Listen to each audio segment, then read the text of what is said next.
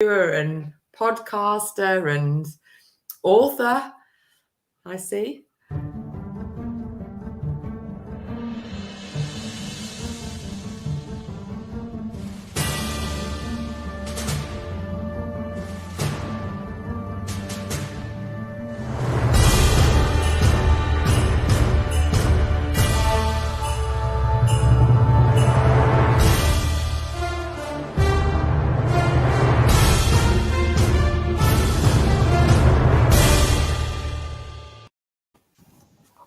Hello.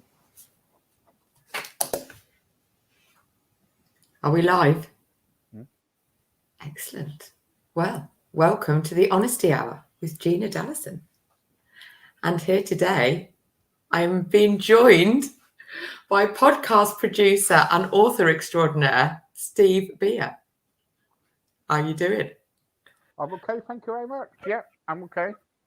I'm just a bit nervous, but yeah. Nervous? Surely not. Why? Tell me more. Because I know it's what you're like, Gina. But carry on. Carry on. Well, as I was listening to your little intro, and I love your little intro, by the way, the empowering music. And then you've got the tagline, never give up. So tell me more about where this tagline came from. Well, what it was, I was at boot camp, and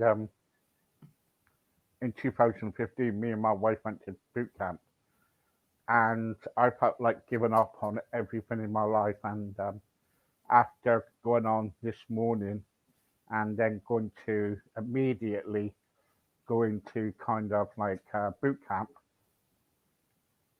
it was like all of a sudden a tune came on the radio. It's about never give up, never give up. And I thought, no, I shouldn't never give up. And ever since, it's always been my tagline, never give up. Cool. And I like the way that you integrated there about being on this morning. So, and I've just had a little look on your Facebook page, and obviously saw you on Philip and Holly's sofa, which has got to be pretty awesome. So tell me, how did you get to be on this morning? Well, as again, when we did a documentary in 2015, we kind of like, the press was lethal to us because I had a stroke in 2012 and I had to give up my full-time job. And I put some weight on, and I did a documentary called Too Fat to Work. And because of that, the nation went berserk. And, and then next minute, that was it. I was on national television. Then about 4 days later, I went on to This Morning. Wow. And how did you get to be on that documentary then? How did that come about?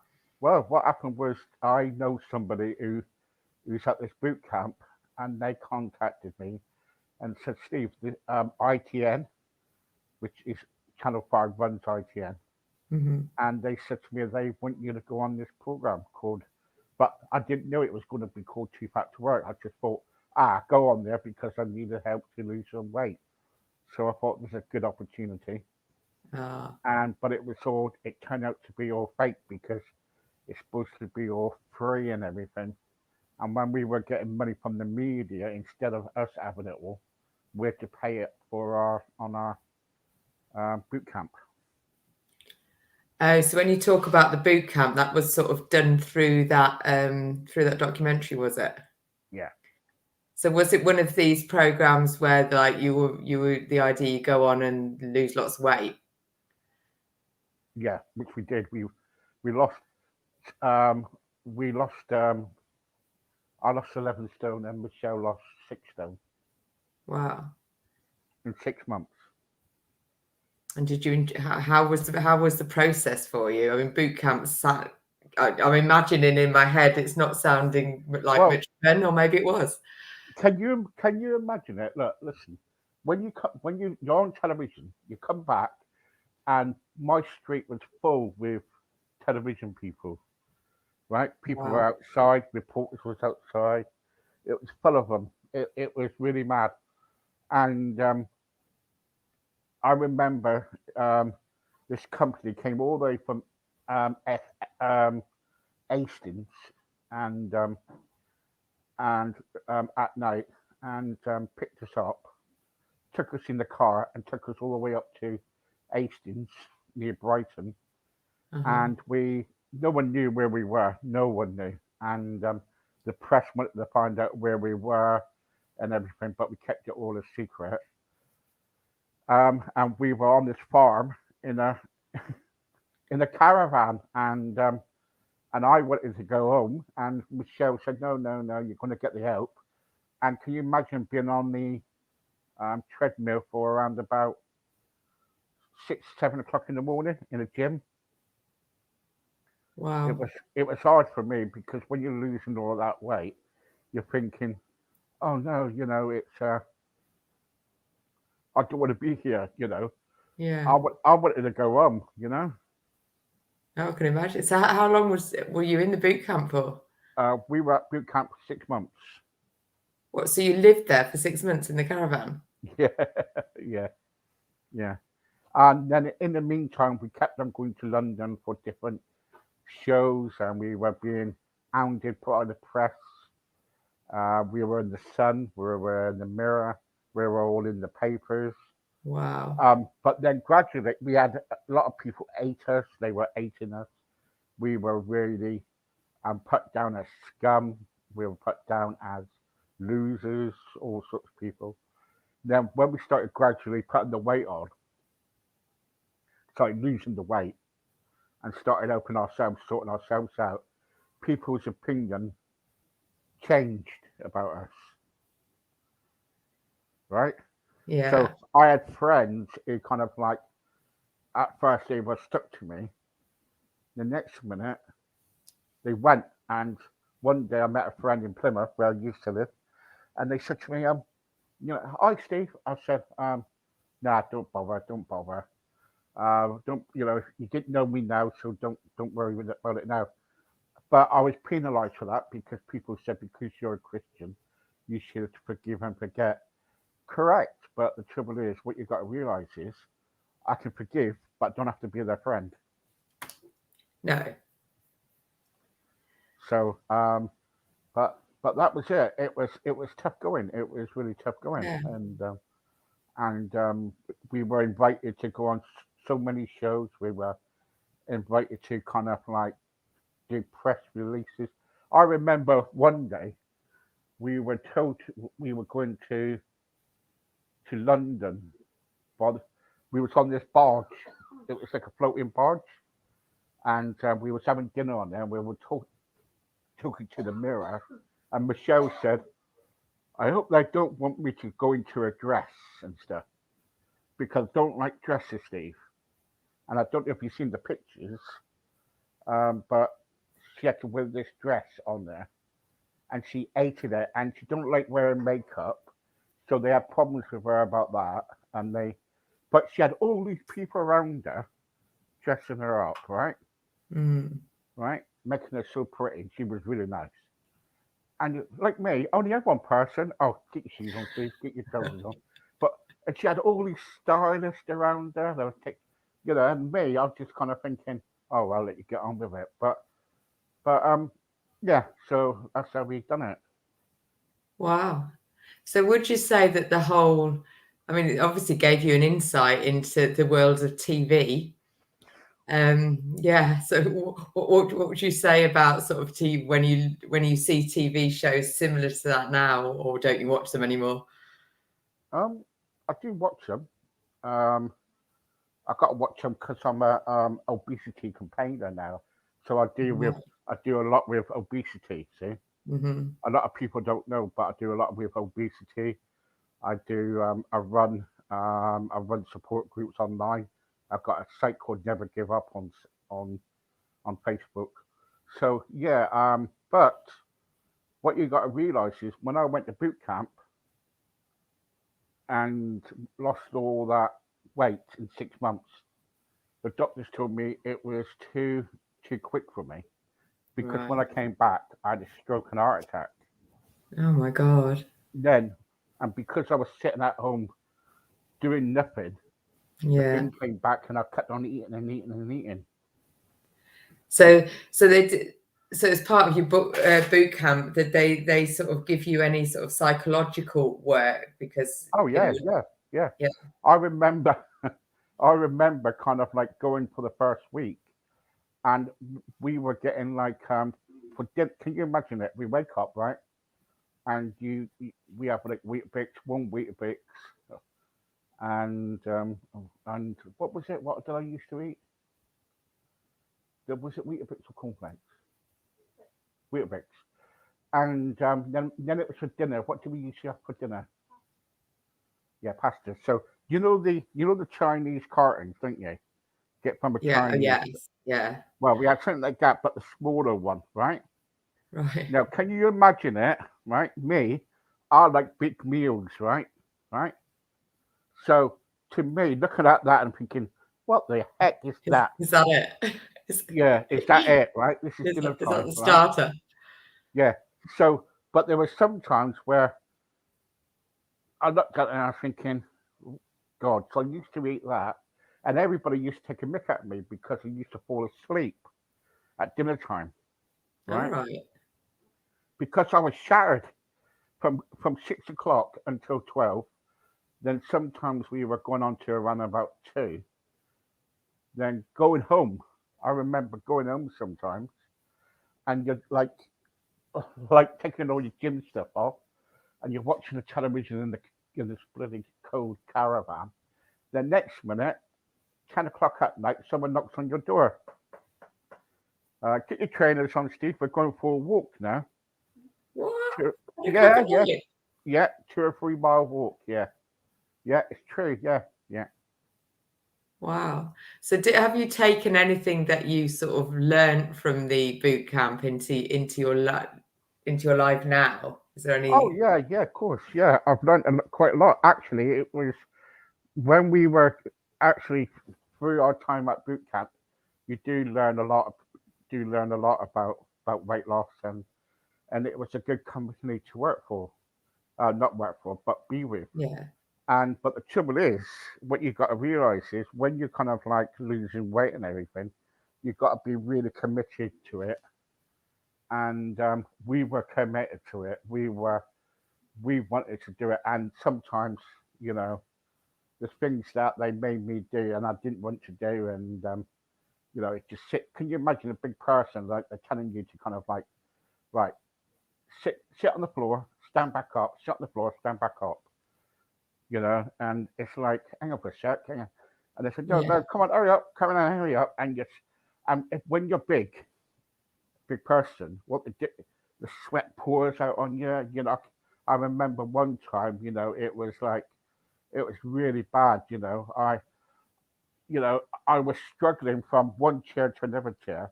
And what they used to do was take the chairs away from me to make me walk, you, Right. walk up the Yeah. stairs and walk around. And but at the end of the day, it was their job, and they did a good job. I'm not knocking them. Mm-hmm. And I see when I was doing a little bit of research on you that you've also recently written a book. And does that include that experience? Is that part of? Well, well, the idea from the book was this that since I started doing my podcast, I've met quite a lot of really good people such as yourself. Thank you. And the trouble is, I remember speaking to somebody and Ali, and me and Ali is going through the same thing about weight loss and stuff. And Ali said to me, I was interviewing Ali, and we come off, and I say, all right, Al, can you leave me a review, please? Oh yeah, fine. And I said to her, can we talk? And she said, I said, you know what you do, that you do the books and everything. My dream was always want to write a book. And the trouble is, I had an agent back, about, I don't know, about 12 months ago now, Mhm.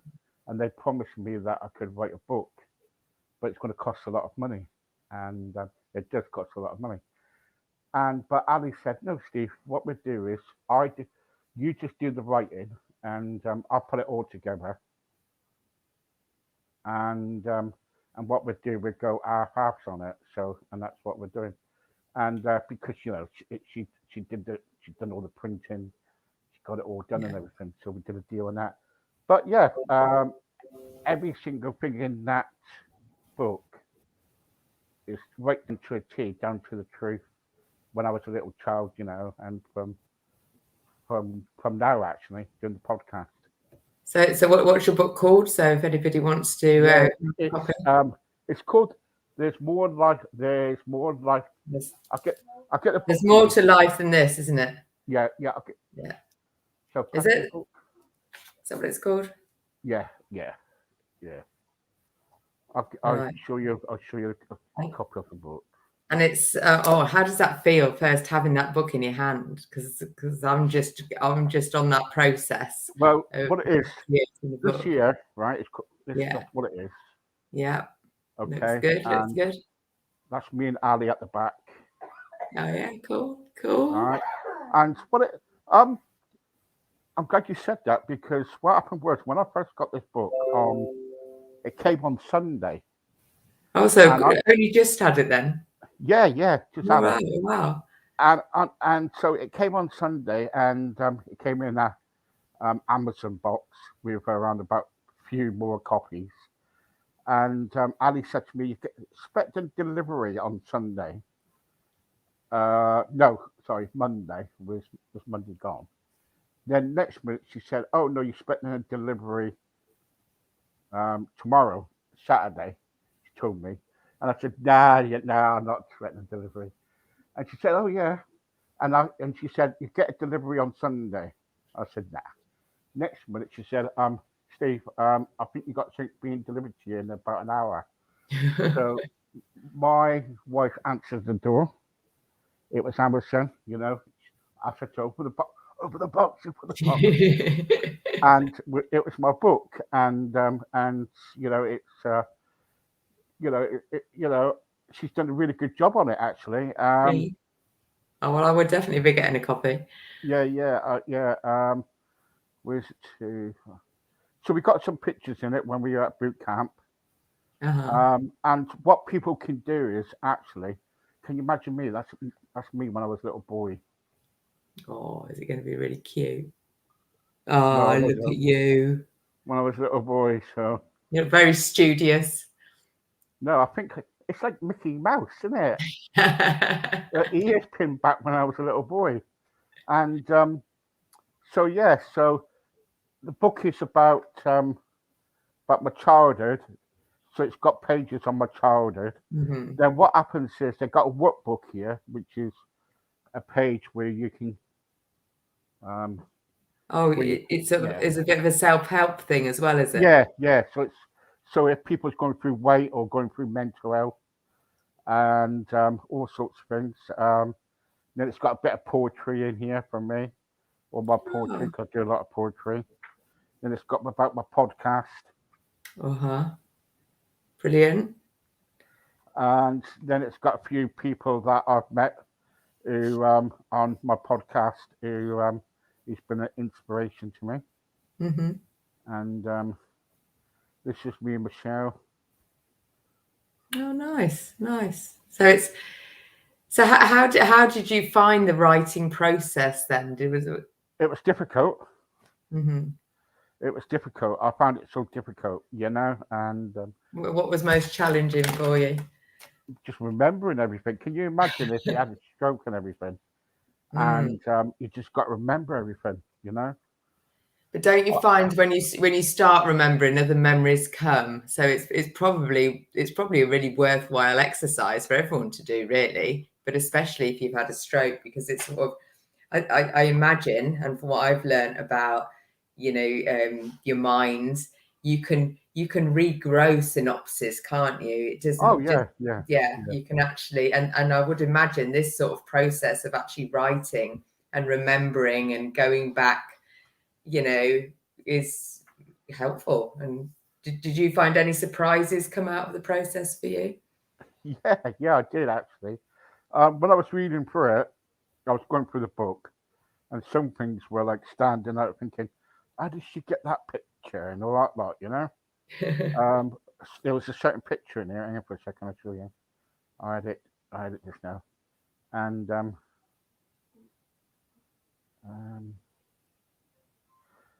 it was. And the trouble is with the press, though, what you got to remember is when you're with the press will also kind of say to you, "Would you like to do different stories?" Now, I don't know if you did your homework on me, but do you know that I was on Jeremy Kyle? No, I didn't know that much. Ah, see. No. Well, I went on Jeremy Kyle for a few times Did you? because when I was in the press quite a lot, I had the press following me, and well, more on my show really. And apparently, what happened was they used to follow us around, and what they do is they contacted me one day and said, "Your friend wants to go on Jeremy Kyle because we're in the limelight. When you're in the limelight, if they got a free spot, they use like actors and stuff or people who's been." So anyway, I went on Jeremy Kyle. That was a right flop. I got told off. I had to go out and the audience booed and everything. Oh But my God. yeah, things like that, yeah. And but we did loads of TV. We did loads, and but I remember doing a program once. I tell you what, the scariest problem we ever had about doing any media stuff was when we went to London one evening and we had to do a show for Sky, and it was called Love Talk. Love talk. Yeah, yeah. Right. I'll show you the video. I'll send you the video. And we had to go on there and we had to talk about our love life. Right. Right. Okay. Can you imagine it? Our love life. Right. And I don't know if you ever watched Mr. and Mrs. Have you ever watched that program? Oh God, yeah, years ago. Yeah, Yeah, yeah. when you have to Oh, answer questions about you. yeah, yeah, yeah. Anyway, Michelle said the last question was, "What do you what was it, Michelle? What annoys you most about Stephen?" And the last question, what she said was, "Can you imagine it? Uh, thousands of people watching on telly. Oh, he pees on the floor, right? No, it's true. That's what she said, and it was so funny, And but we went on that. But anyway, so we finished that, and I remember coming out of the studio with this woman. I said, "Look, can you please put us on this tube thing? The tube in London. The Oh, underground, like, yeah. Have you ever been on that? yes. Oh, at night, it's scary, isn't it? Anyway, so me and Michelle, because we'd never been on there, Oh right. so Oh God. so Well, it we is. Yeah. Well, it is when you don't know. It takes a while to get to used yeah, to it. Doesn't it? so Yeah. we goes on this tube, and we goes on there, and we says goodbye to this woman, and this tube, I'm telling you, it went whoops, and it stopped. Then these horrible, no, these weird, sorry, no, these people come on, and oh god, it was scary. Then me and Michelle were saying, "Oh, come on, hurry up, hurry up." And next minute, she went again, and then a couple more people come on. And then when we got to Victoria Station, I remember when we got to Victoria to catch the coach back home. Um, I tell you what, I don't know how we did it, but we went up that, um, whatever it was, that, what was it, shows up? Not the stairs, the Oh, the escalator. escalator. Yeah, escalator in a rush. We got out of it very quick. And but mostly we used to be driven around in transport in cars and stuff, and but that was the first time that we ever had to go up by ourselves and everything. Because when you were in the media, you had people kind of like picking you up. This morning, you used to put a car and and they used to pick you up from Plymouth and take you all the way to London. put you in a hotel for the night. All right. So you're a bit of a reality TV star then, really. Well, We're going to see you on I'm a Celebrity. Get me out of here soon. well, no, I was not on Celebrity Get Me Out of Here, but I can tell you one thing.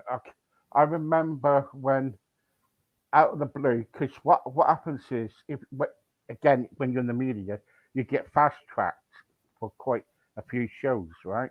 Mm-hmm. So, and I remember Big Brother contacted me, right? Oh, yeah. The producers. I don't know if I told you the story, but No, you and haven't told me. Tell, yeah, tell. and they offered us £50,000 Wow. to go on to Big Brother, but we had to go for the auditions and stuff like everybody else. But we were fast tracked, and anyway, so we go there, and it's a bit weird, and but don't forget, I was not well. I was not really well. Right. Okay. So you And weren't really up so for it. what you do is every time you pass, you go up to a level, up to certain levels, right? Mm-hmm. So we got up to where they make a final decision, say, right? All No, right. to the Yeah. medical. It was a medical, wasn't it? Final decision, yeah. So we passed all the rounds, and we got to the final decision, and they said, "Sorry, Steve, but we can't have you on the program because of your ill." Oh. And yeah, because I was having problems getting up the stairs and stuff like that. And but and can you imagine it? It was like all over the papers, Steve Beard for Big Brother and all that, and people used to come up to you and say, "Steve, you going on Big Brother?" I said, "I can't say anything, right? I'm not allowed to say anything." You know what I mean? And the press was like knocking on your door saying, "Ah, you know, are you going on Big Brother? Are you doing this?" I remember one time someone said to me, "Are you going in the jungle?" I said, "No, no, no." But no, but you do get stopped quite a bit. So did you quite enjoy being a bit of a star? No, hated it. Really? Yeah, I hated the limelight. I hated being a people. People said in the press. People said that I do it for the limelight. I did it for the limelight. It wasn't nothing about the limelight. It was about obesity. It was about getting people to. It was kind of like trying to help people about obesity and mental health and how to deal with things like that. Like from the start, we were just pushed into it, straight away. After coming off on this morning, it was a major shock. Yeah. Well, yeah. I can only imagine. But Yeah, yeah. yeah. And It was a major shock, and but um, between me and you, Michelle used to get noticed quite a bit. mhm. I didn't. I used to say to Michelle, "How do you get noticed?" And I don't. You know what I mean? And but only because she's beautiful than me. But the trouble is, I remember when we were in Blackpool, and that week we were getting our vows renewed, and we went down to this place where, it's like thousands of people inside the building, and and it ended. The place ended, and they had some stars in there. I can't remember what they were called. And we went outside, and these people were outside, see, and we thought, oh, that. And I said, "Are you waiting for mate?" They said, "Oh, we're waiting for you and Michelle." I said, "What do you want us for?" They said, "Can you sign some autographs for us?" And I'm thinking, what? Oh, nothing, mate. There's people in here. You gotta get. I'm nothing. Oh no, that's not it. So we have, yeah, but we had our good times, but also at the same time we have had our bad times. Well, I think, from I don't know much about sort of TV shows and stuff, but TV and journalists don't really have very good press generally, do they? It's though, I imagine they can be quite manipulative. They'd only tell certain side of the story. They're telling things because they want good TV, don't they? More than they Mm-hmm. want Yeah, people to be I well. remember. I remember the trouble is with the press. They they said to me that I never worked and everything. I don't know if you've seen much of the stuff. I'm all over the shop on No, on well, YouTube. I don't really watch TV, so No, I mean on if you Google me, everything's on Google. right, You yeah, see it, and there's stuff on there where the press put us down, and it wasn't like that. People said that about we spent so much on our wedding. I don't know if you've seen that, no, but we didn't. It was not. It was not that. People said that. Why were you on benefits? And we went on benefits because I had a stroke and we didn't have nothing else to do. We couldn't do yeah. nothing. So, and people said, well, I shouldn't be on benefits, and that was it. And So, well, people are very happy to judge, aren't they? And nobody ever knows people's full story. well, It's like, they don't listen, do they? no, they don't want to know. They just sometimes people just want to judge, and and until you've walked in somebody else's shoes, you can't, can you? Yeah, I remember going to my first time at boot camp. I'll try to get the video up here. And I remember going to this boot camp, and someone said to me, Steve, can you beat your wife in a race? And I said, yeah, it's not a problem, And so what we did was we had a race, and I was beefing myself up because can you imagine it when you're about 32, 34 stone, having a race? It's not very funny. How far were So, you racing? sorry? How far were you going? Oh, we were in this gym. We was in this gym having a race. Watch this. I'll show you. I'll show you. So this is funny. Yeah.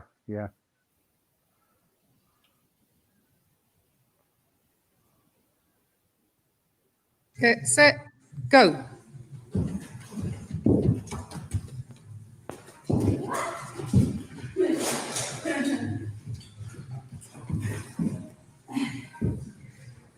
Oh, it's neck and neck. We might have to resort to video footage. Oh, you're slowing down now. Oh, and she's done it. Yeah, and so that's some of the stuff that we did at boot camp, Right. and it was tough. It was really really tough. And come to the stage, besides playing a Oh, I can't hear you. What's the music? all right, and I'll stop it. Oh, so they really got you moving then. Yeah, definitely got us moving. Yeah, definitely. So, what's your exercise routines like these days, then, Steve? My exercise routines. Well, because I've had a stroke, I've had 2 strokes and 3 TIAs. I'm now kind of, I am now kind of getting there, but I'm not physically kind of like fit. Um, a while back there was a scare saying that I might have cancer, and that was a bit of a shock, and which I they said to me go to hospital and get it checked out, but I don't like going to hospital, so I've had a bit bad experience at hospital. So the trouble is when you're big, people will, believe it or not, nurses and doctors will judge you for your size, because the trouble is they've got to get bariatric beds out. Right. Right, and believe it or not, bariatric bags. They might as well put it in bags. But in bariatric bed costs the NHS £3,000 a week. Right. Oh, so they got to get them in special, have they? Yeah. So what happens is what you do then is that they give you a bed and all that lot. Then you kind of like you stay in the hospital and stuff like that, and people will say, oh yeah, but why don't you go and lose weight and things like that. But the trouble is, yes, some people might be lazy and some people, don't want to do anything. But when people's got illnesses like, when I was told that, I might have cancer, that was a scare. About 2 years ago, I was told I might die, but you know, um, it's just kind of like you're thinking then, well, you know, life has got to move on. You know what I mean? Um, and it was difficult, but anyway, yeah, it was difficult, and that's why I came to kind of like start doing what I'm doing now, crossroads and stuff. Yeah, so tell me, because obviously we met because of Yeah, this yeah. podcast. So tell me, what was your sort of inspiration? How did that sort of come about in the first Well, place? I'll tell you what it was. Last September, I was sitting here like a dork, doing nothing, at all. My wife's laughing at me, and next minute, I was just sitting here, and I saw a film called Crossroads. And what it was a person on a motorbike, going along the road, and he came to a crossroads, and he didn't know where to turn to. So next minute, my I was going through a bit of a bad time, and because I go to church quite a bit, and the minister said to me on a walk, because I was going for a walk, he said to me, "The trouble is, Steve, I think you're at a crossroads in your life." Ah, so it felt like sort of the universe was giving you signs, or God was giving Yeah, you yeah. signs, or whatever. Yeah. So anyway, so I came back, right, and I said, "Michelle, I'm going to do my own podcast." She says, "No." She says, "You know, I said, "Yep." And I said, "I'm going to do the radio too." She said, "Well, you've done the radio before." And I said, "Yeah, but I'm going to do it again." So we put the radio together, and the podcast together, and we came up with the Crossroads. Then it was like, oh, bugger, that's okay. But the trouble is now is the finance and everything. So anyway, we were financing it. It was tough. The next minute, we were looking for people. We advertising for different people, and we started off with, well, I don't know, about 5 or 6 people like joining us each week. Hmm. Then like an audience type thing, and then it was growing and growing and growing. We're getting people to come on from all backgrounds of life, and like weight loss coaches and spiritual people. We have had loads and loads of people on there, and I think we got to about 600 guests now. Oh, it's done the show. And so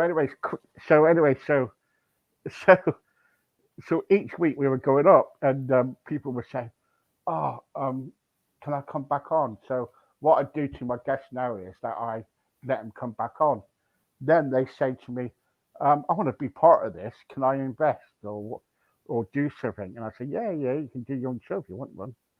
So so the money from that, we put that back in, and we pay it for StreamYard, or we pay, because we got a radio now. We got to pay for the license. The license needs to be paid.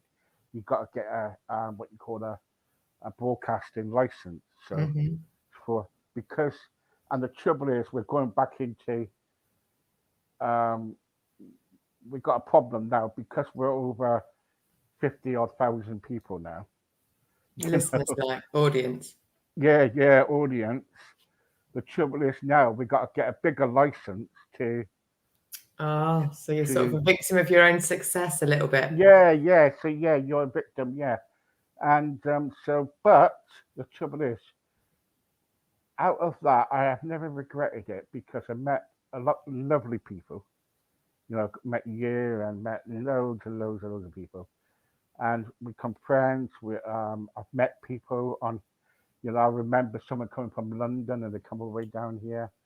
I've met loads of people, and but the thing is about it is if I can help one person, then I've done my job. So what would you say your sort of mission for the podcast stroke Well, radio is all about? our kind of like our mission is I've got a wonderful team, and we've got counsellors on board. We got people who's listening now, and what they're doing now is they kind of like probably will speak to me afterwards and say, Steve, are you all right? Things like that. And that's what they're like. We've got a good team. So my mission is to help people, just to listen, to be there, ask them questions, ask them about their life. I had somebody the other day who was on here who lost a baby, Wow. stillbirth, and cocked her, and she said to me, you know what, Steve? She said, many people don't listen to me. And I remember, and I said, look, I was in tears, nearly in tears. And she said to me, I run a foundation, and I'd like you to come ambassador for it. So Wow. I'm now ambassador for the Luca Foundation charity, and and that's through here. That's through about meeting people, and we have helped. I think we've helped 126 people now, and that's You probably through. help more than that, to be fair. Yeah. But I guess you never know what the reach Yeah. is. You never know But sometimes.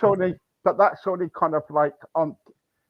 That's what my figures are by putting people into a rehab, or by getting people counselling, or by Right. people. Well, you've actually intervened and helped directly.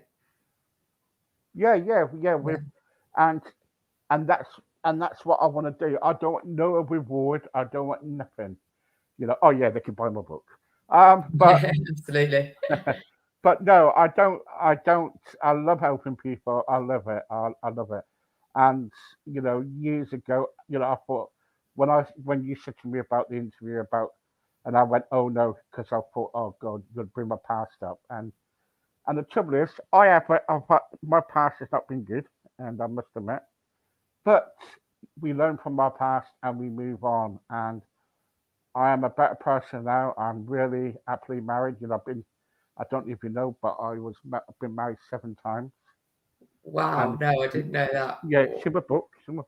Oh, well, And I will know that then. and my first marriage ended up in my first marriage. My wife died in a car accident coming back from holiday, and she was I'm pregnant, sorry. but the baby got saved. So yeah, and some relationships didn't last. Some of it wasn't my fault, I got married and someone went back to their mummy after a few months. Um, so but that was it. So, but I was like thinner then and more sexier then. See, I was just no, wasn't there? More sexier, God. No. But the trouble is, I'll tell you what. What is real to me is that I believe this is a miracle. I don't know what people will say, but when I was young, I met somebody, and I was going out with her friend, right? I was going out with Michelle's friend, but secretly, I liked Michelle. I fancied Michelle, right? And she knows this, but she never liked me, never. And she'll tell you, she'll tell you that. And I remember she's gonna have a go at me now, but she had this dirty, horrible white bag she used to carry with her pig gear. And I used to take a mick out of her. I used to go and give it a wash, you stanky thing, or something like that. I used to take a mick out of her. And she used to whack me with it, right? Honestly, she never. But we were friends, we used to, when you're young, you fall in love, and all of a sudden you get engaged, those times, but it doesn't mean anything. Yeah. And I remember when we used to have parties, we had to go into somebody's house and kind of like tidy up their house before we have a party. You know, 1 minute Michelle was getting engaged, next minute I was getting engaged with her friend. Oh, it was all sorts going on. But anyway, so I remember one day I was doing a school reunion, see, and Michelle, hi Steve, would it be? I was married then. I was going through. I was married, but the marriage wasn't really not good. And all of a sudden, it was like, hi Steve, can I have a ticket? Okay, I'll meet you somewhere. So I met her down in the market down in Plymouth. I was living up in Torquay then, and do you know what? I still loved her from the day when I was younger till when I was taller. And Wow. I kept on to her, kept on to her. I phoned her, kept on phoning her up, right?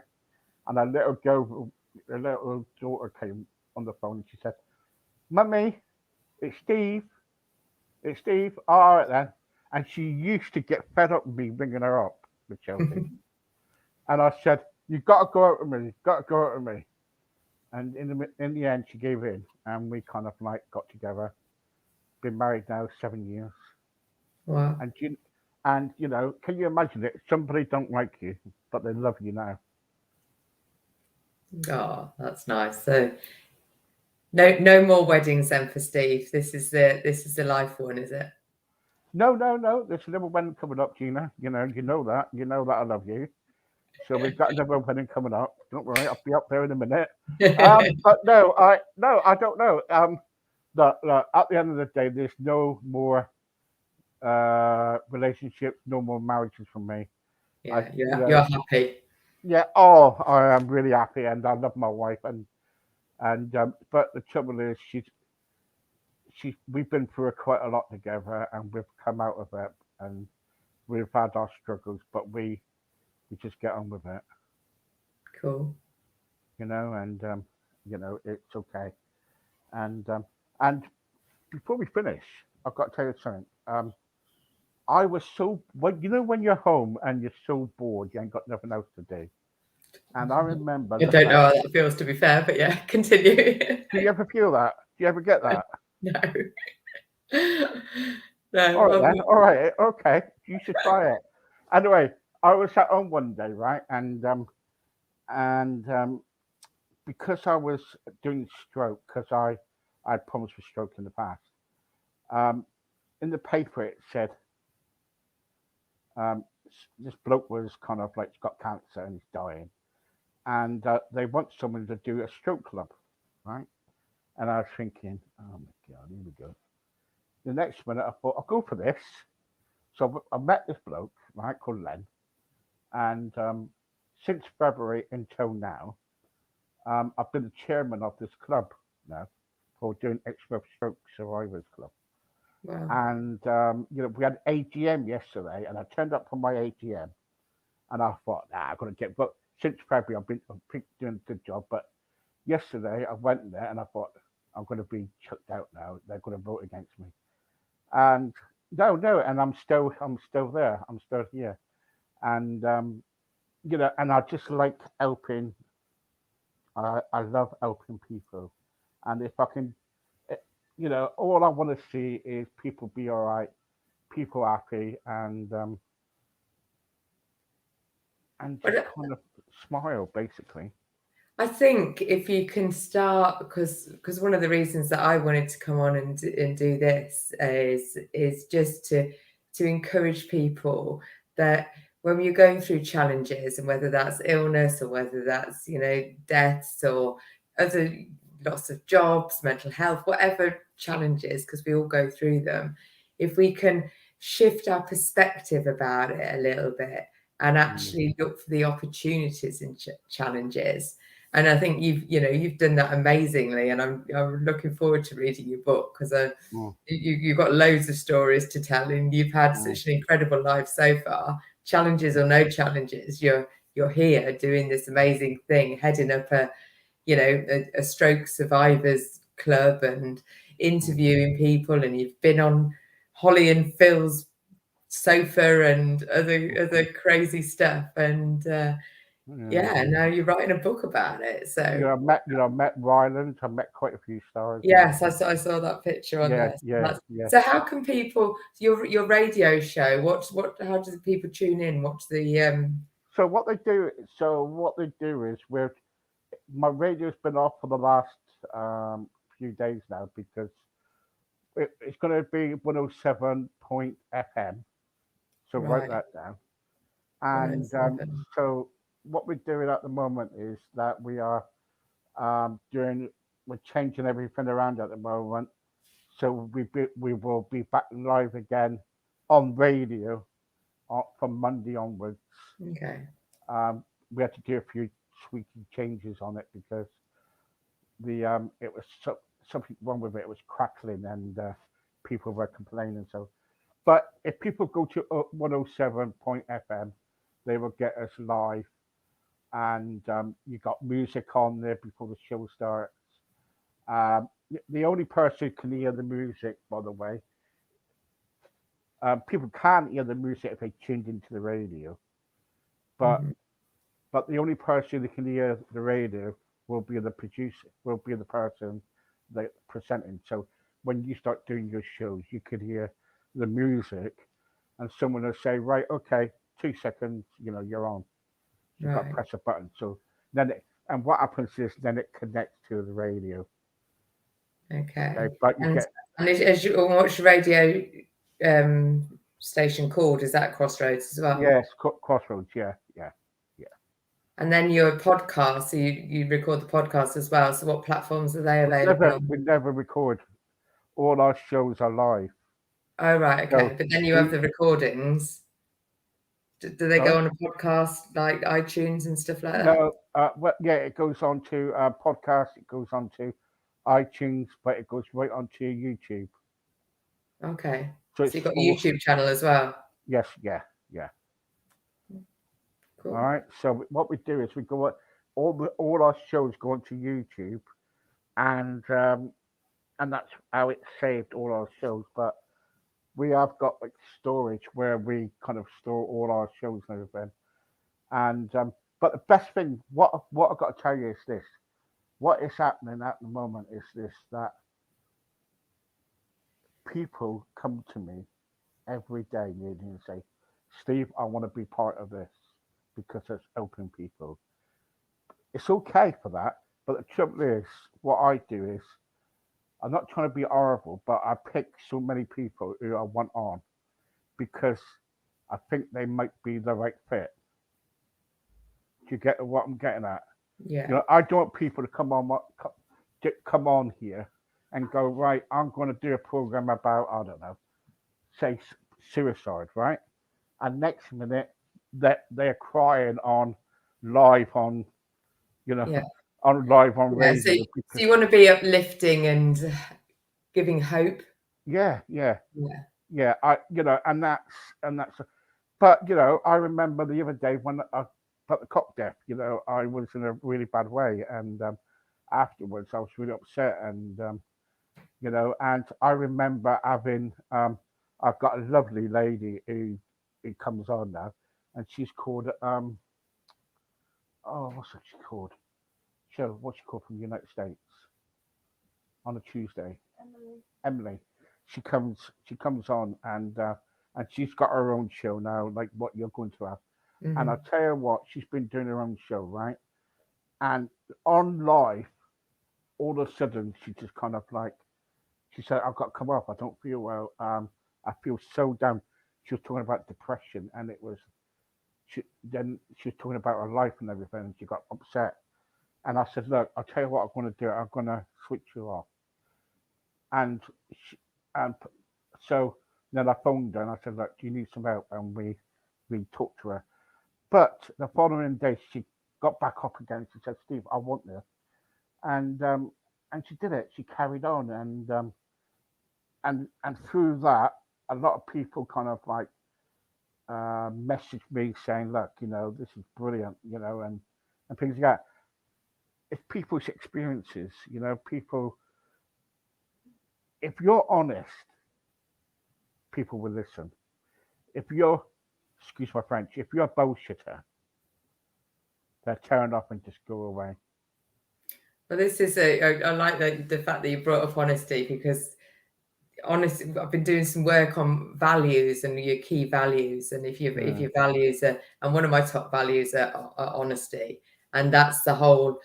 A lot of what I talk in my coaching is around getting honest, because when we have challenges, it's quite often it's time to, especially when you've been diagnosed with an illness, or you've had it's time to get honest with what's going on in your life, isn't it? And being able to make more changes, and because you've made some phenomenal changes in your life, that actually it is possible when you put when you're committed and you're honest with yourself, and and things can change. I learned 2 lessons. One, when I tried to commit suicide, I was on a bridge and I wanted to end my life. And all of a sudden, people would think I'm mad, but when I heard that voice, I thought, oh, well, okay. And I got the help. And it struck me. And before people say, I know what people probably say now, and about going into a kind of like a psychiatric unit, it wasn't one of these nut job, people would say, oh, you're going into a nut job thing. It wasn't, right? I wasn't. There's two sides of it. You got the acute unit, and you got the kind of like, I can't remember what the word for it now, but you got the ward, you got the hospital where it's really mentally ill. You know what I mean? Mm-hmm. Yeah. And I remember when I went into the acute unit, right? I went in there, and I was bricking it, really bricking it. And to get fresh air every day, I took up smoking, right? So I used to queue up like every, well, I don't know, 5 or 10 minutes for a cigarette. They used to give you a cigarette, or I used to get people to come up and give me cigarettes, just an excuse to go out for about 5 or 10 minutes. And I remember having people following me because I tried committing suicide by tying a rope around my neck, trying to end my life. And when I got better, I came out, and we all in life can kind of like go to that point in life, and we think, oh, there's nothing no more. Why shall I carry on and things like that? There is hope, and there's hope, but you got to need it. You got to do the work too. Don't expect people to kind of like be there all the time, because they can't, and you got to help yourself. Yeah, you have to. You have to do your inner work, and I guess that's what I'm doing with my coaching, to help people to look inwards, because we do have the answers. We have got a purpose on this planet, haven't we? And if we can find out what ours is, then that gives us the inspiration and the motivation and the drive to keep going, even when, So we never give up. Never give up. Yeah, never give up. Never Just give keep going and keep going. Yeah. Nice one. Well, thank you for sharing so honestly some of your experiences in your immensely interesting life.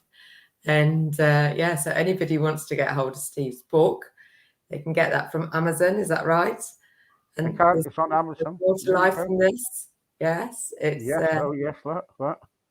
And not only is it an interesting and inspiring read, it also gives some helpful hints and tips. So it's got helpful hints. So like so after each chapter you got some hints and everything.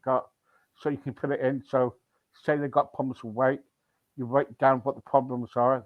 Then as you go through the book, it's got all the information, all the stats in there. It's got I'll show you the stats or whatever. So you've got all links and stuff in there.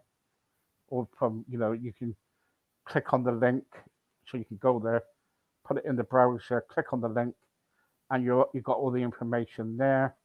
And also there's some graphic stuff in here where you can do yourself. You've got food diaries.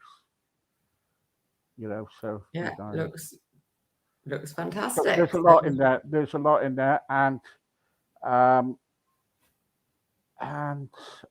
what else can I say? Oh yeah, and the last thing to say is like I'd like to thank Ali for kind of like helping me with this because of my stroke, it was really really tough and really really hard. And I But you did it. remember when I got this book on Sunday, I wanted to cry Yeah, I bet. But because what an achievement! What an achievement! Writing a book. Well done. it was this was one of my dreams. Yeah. And when a dream comes true, can you imagine it when a box comes through and you first open it and you're under it, you want to kind of like cuddle it. Yeah, Don't absolutely. let it go, you know what I mean? It's your life, isn't it? Yeah, it's your Well, it's life. my life, but Yes. also I'm open to touch other people's lives. Yeah, So it's on excellent. Amazon. Get it now, please. Yeah, and if you when you get it, write a review on it as well because that helps with the Amazon thing because I'm learning about that with Yes. my book stuff. So Guys, if you don't want the book, get the Kindle, then write your review. yeah, But if you don't want to write the review, don't want to get the book or the Kindle, don't worry, just stick a review on. I don't mind. No, I'm only joking. I'm only joking. I'm not allowed to tell always you a to do that. laugh, isn't he? Yes, he's a laughing. Anyway, Right. Thank you very much. I've very much enjoyed the process. And what happens now? right, okay. You stay there, and I'll just turn this off.